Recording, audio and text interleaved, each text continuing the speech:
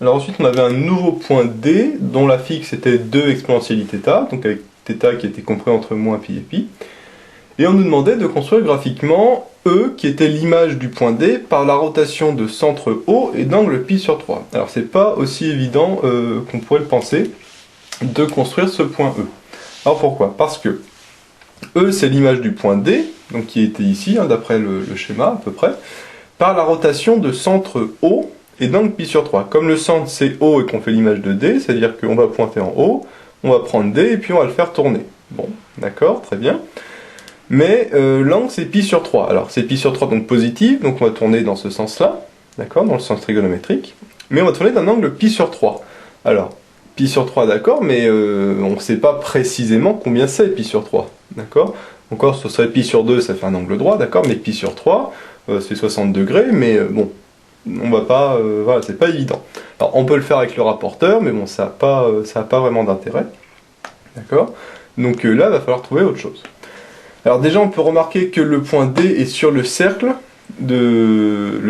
C. Alors pourquoi? Parce que ZD, c'est 2 exponentielle iθ. Donc ça veut dire que le module de ZD vaut 2, d'accord? C'est-à-dire que la distance OD égale 2, puisque c'est la forme exponentielle, R exponentielle iθ. Or, comme OD égale 2, bah, ça veut bien dire que D est sur le cercle de centre O et de rayon 2. Ça, c'est exactement le même raisonnement que tout à l'heure, qu'on avait fait pour montrer que les points B et C appartenaient au cercle C. Bon. Donc déjà, on sait que le point D appartient au cercle C. Bon. Ensuite, ce qu'on sait, c'est que E, c'est l'image de D, mais par rotation de centre O. Donc si on prend O et qu'on fait l'image du point D qui est sur le cercle, bah forcément, comme O c'est le centre du cercle, déjà on sait que le point E sera sur le cercle, déjà.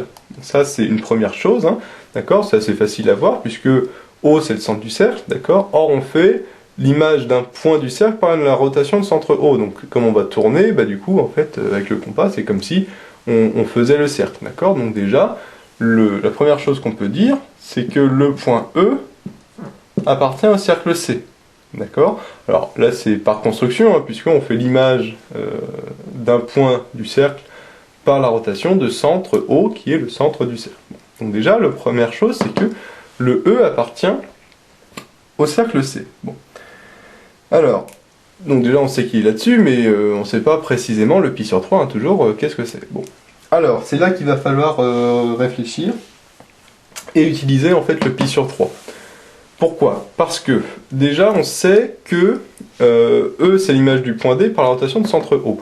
Donc déjà la première chose qu'on peut dire c'est que OD égale OE. D'accord? Ça c'était une propriété de la rotation, hein. Quand on fait une rotation, et ben la distance qu'on a au départ entre le centre et l'image et le point va être la même que celle entre le centre et l'image, d'accord? C'est OM' égale OM, donc déjà on sait que OD égale OE. Bon, ça c'est la première chose. Donc ce qu'on peut dire, si on fait un triangle ODE à côté, d'accord, on va faire plutôt hop, comme ça, un peu mieux. Donc là c'est un schéma à côté qui est juste pour le principe, en fait, pour qu'on comprenne le raisonnement. Alors déjà on sait que OD égale OE. Bon, alors, plutôt mettre dans le bon sens. Hop.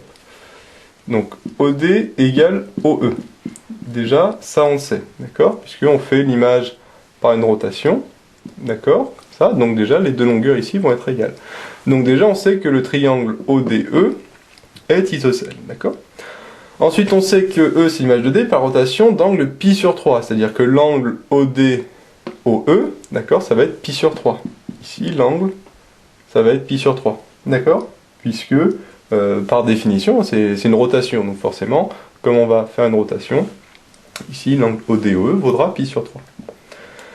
Ensuite, c'est là qu'il faut utiliser le fait que c'est isocèle. Pourquoi? Parce que comme le triangle est isocèle, on sait à ce moment-là que les deux angles ici, d'accord, l'angle ODE et OED, on sait qu'ils sont égaux, d'accord. On peut les appeler, je sais pas, on peut les appeler bêta, si on veut, ces deux angles, d'accord, on sait qu'ils sont égaux. C'est une propriété du triangle isocèle, hein, du collège, donc normalement, ça on la connaît. Bon. Alors maintenant, on va faire la propriété qui dit que dans un triangle, la somme des angles vaut 180 degrés, c'est-à-dire pi. Donc on a bêta plus pi sur 3 qui est égal à pi. D'accord, on a bêta plus pi sur 3 qui est égal à pi dans le triangle ODE. D'accord? Bon. Donc ici, bêta plus bêta, ça fait 2 bêta. Et ici, le pi sur 3, je vais le passer à droite, ça fait pi moins pi sur 3. D'accord? Alors, pi moins pi sur 3, en fait, le pi, c'est 3 pi sur 3. D'accord? Donc 3 pi sur 3 moins pi sur 3, ça fait 2 pi sur 3. D'accord? Donc on a 2 bêta est égal à 2 pi sur 3. 3 pi sur 3 moins pi sur 3, ça fait 2 pi sur 3. Là, 2 bêta égale 2 pi sur 3, donc on peut diviser par 2 à gauche et à droite, donc ça nous fait bêta égale pi sur 3. Là, j'ai juste divisé par 2, d'accord? Donc ça nous fait bêta égale pi sur 3. Donc ici, ça vaut pi sur 3, et ici, ça vaut pi sur 3. Donc finalement, le triangle ODE, il est comment? Ben, il est équilatéral, parce qu'on sait que si un triangle a tous ses angles, ces trois angles égaux à pi sur 3, il est équilatéral. D'accord? Donc, on vient de découvrir quelque chose, qui était que le triangle ODE est équilatéral. D'accord? Là, le raisonnement, il est assez simple, mais il faut y penser, en fait. D'accord? C'est pour ça que j'ai fait un schéma à côté du triangle ODE, qui n'est pas du tout pareil qu'ici, hein, mais c'est juste pour le principe, d'accord? Que si on fait la rotation, eh ben, on a un angle de pi sur 3 et puis des longueurs qui sont égales. Donc on a un triangle isocèle, et comme on a pi sur 3, avec le petit calcul assez simple qu'on a vu ici, eh ben, en fait les deux autres angles font aussi pi sur 3. D'accord? Donc au final, ça nous donne un triangle équilatéral. D'accord? Donc si le triangle est équilatéral, du coup la distance DE est égale notamment à la distance DO. D'accord? Donc la distance DO, d'accord, est égale à la distance DE. Donc la distance DE, alors le E, il est à peu près par là, d'accord? Donc du coup, si on prend notre compas, d'accord, si on pointe en D et qu'on prend en O, et bien si on fait un arc de cercle, comme ça, là, d'accord, qui fera d'accord, comme si on faisait un cercle de centre D et de rayon DO, comme ça, d'accord? Et bien, on sait que le point E va se situer sur ce cercle, d'accord? Parce que DE égale DO, d'accord? Or, on a vu aussi que le E appartenait au cercle C. Donc finalement, le E, il appartient à ce cercle-là et à ce cercle-là. Donc finalement, le E, il est ici. D'accord?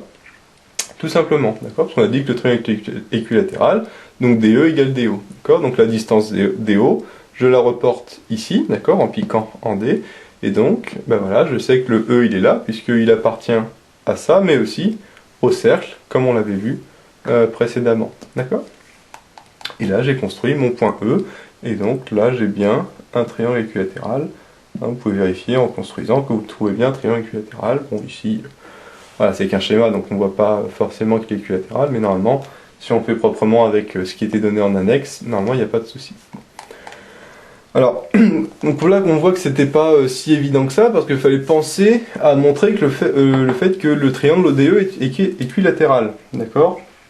Ce qui n'est pas évident au début, hein, on dit que c'est l'image par une rotation, d'accord, bon, mais rien ne nous dit qu'il est équilatéral ou autre, voilà. Mais ici, comme l'angle c'est pi sur 3, et ben du coup on a vu qu'avec un angle de pi sur 3, forcément, ça donnait un triangle équilatéral, voilà. Donc il fallait bien penser aussi au fait que le point E appartenait à C.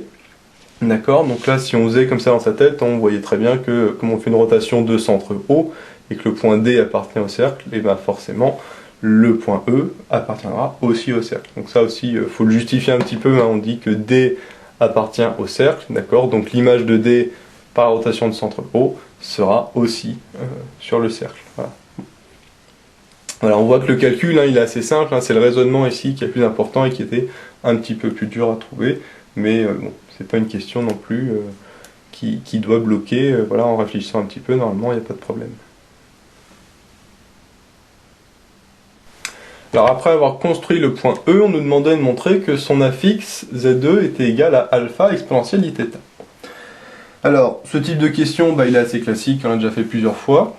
Encore une fois, c'est de trouver l'affixe d'un point qui est image d'un autre point par une rotation, d'accord? Donc on fait comme d'habitude, on applique la formule de la rotation, qui est que z' moins z oméga égale exponentielle iθ, facteur de z moins z oméga. Oméga c'est le centre, θ c'est l'angle, z l'antécédent, et z' c'est l'image. Hein. Ça on l'a déjà vu plusieurs fois, normalement, voilà. À force, il faut être habitué, hein, et ça, il n'y a pas à réfléchir là-dessus. Comme d'habitude, on l'applique au cas particulier. Z' c'est l'image, donc l'image c'est E, on dit que c'est E l'image de D, donc Z' c'est Z2. Oméga c'est le centre c'est O, donc ça fait ZO. Θ c'est l'angle, l'angle c'est pi sur 3, donc ça fait exponentielle I pi sur 3. Z c'est l'antécédent, or E c'est l'image de D, donc l'antécédent ici c'est D, ZD, et Z oméga c'est comme tout à l'heure, ça fait ZO. Bon. Alors ZO c'est 0, hein, comme on a vu précédemment, donc Z2 moins 0 bah, ça fait Z2, bon, ça tombe très bien parce que c'est ce qu'on cherche, d'accord. Exponentielle I pi sur 3. Alors ça, comme d'habitude, hein, on sait que exponentielle iθ, c'est égal à cos θ plus I sinus θ, d'accord. Donc exponentielle I pi sur 3, c'est égal à cosinus pi sur 3 plus I sinus pi sur 3, d'accord. Alors bien sûr, il faut savoir le cosinus et sinus de pi sur 3, qu'est-ce que ça vaut. Pi sur 3, on sait qu'il est ici, d'accord. Donc si on connaît son cercle, on sait que le cosinus, il vaut 1,5, et que le sinus, il vaut racine de 3 sur 2. D'accord?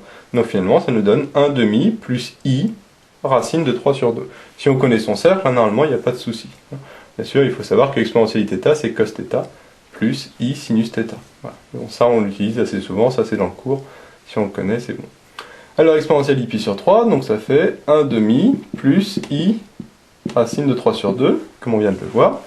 Et ZD moins ZO, bah ZO ça vaut 0, d'accord, donc il y a juste ZD.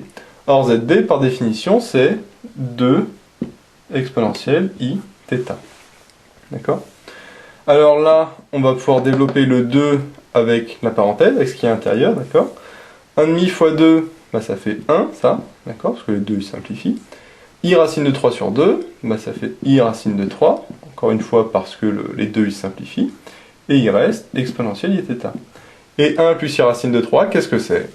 C'est le alpha. Donc ça nous donne alpha fois exponentielle I θ. D'accord? Bon. Et donc là, on a bien ce qu'on veut, on a bien montré que Z2 était égal à alpha exponentielle I θ. Donc cette question, hein, pas de problème, comme d'habitude, on veut trouver la fixe qui est d'un point qui est l'image d'un autre par une rotation. Donc on applique la formule de la rotation, d'accord, en remplaçant le oméga, le z', le θ et le z. Après on remplace ce qu'on connaît, exponentielle I pi sur 3, si on connaît son cercle, on sait le faire. ZD, on nous le donnait dans l'énoncé. Après il faut penser à développer, et là on retrouve notre alpha, puisque c'est ce qu'on voulait, voilà, tout simplement. Cette question, c'est une question juste de calcul, au niveau du raisonnement, c'est toujours le même.